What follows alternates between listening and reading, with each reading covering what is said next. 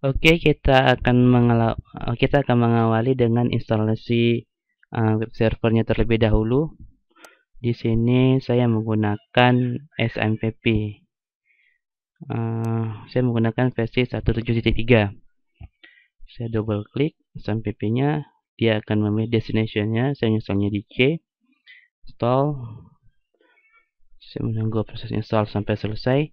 Jadi web server ini diperlukan untuk sebagai interpreter dari bahasa pemrograman PHP tersebut, karena bahasa pemrograman PHP itu adalah bahasa pemrograman yang dinamis sehingga membutuhkan interpreter untuk menerjemahkannya supaya dimengerti oleh browser. Kurang lebih seperti itulah pemahamannya. Jadi kalau misalnya tidak ada web server, bahasa pemrograman PHP ini tidak bisa jalan. Jadi untuk bahasa pemrograman web sendiri itu dibagi menjadi dua. Ada yang namanya server side, ada yang namanya client side. Jadi kalau misalnya server side itu berjalan di sisi server. Kalau misalnya client server script dan client script misalnya. Nah, kalau misalnya client itu apa namanya? Client itu dia berjalan di sisi client, tidak membutuhkan server. Jadi intinya itu dari client dikirim ke server, oleh si server diterjemahkan, baru dikirimkan lagi kepada si client. Begitu proses kerjanya. Dan untuk bahasa pemrograman di klien itu cuma menggunakan CSS, HTML, JavaScript. Tapi kalau misalnya untuk di server itu ada PHP salah satunya.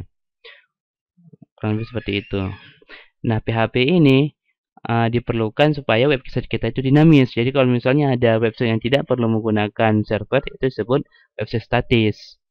Cuma menggunakan HTML dan CSS doang. Tapi kalau misalnya sudah dinamis, itu biasanya sudah berkolaborasi dengan database. Nah, oleh karena itu kita membutuhkan web server. Saya pilih ya, no, tidak perlu.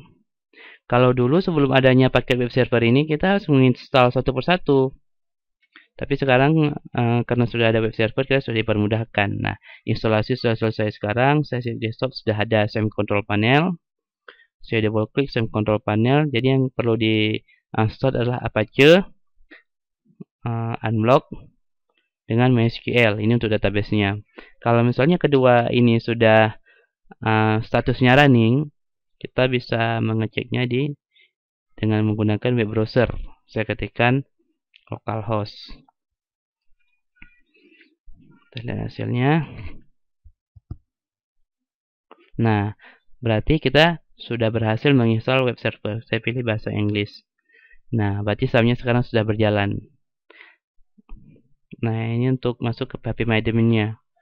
Untuk ke database yang akan kita bahas nanti. Oke, terima kasih.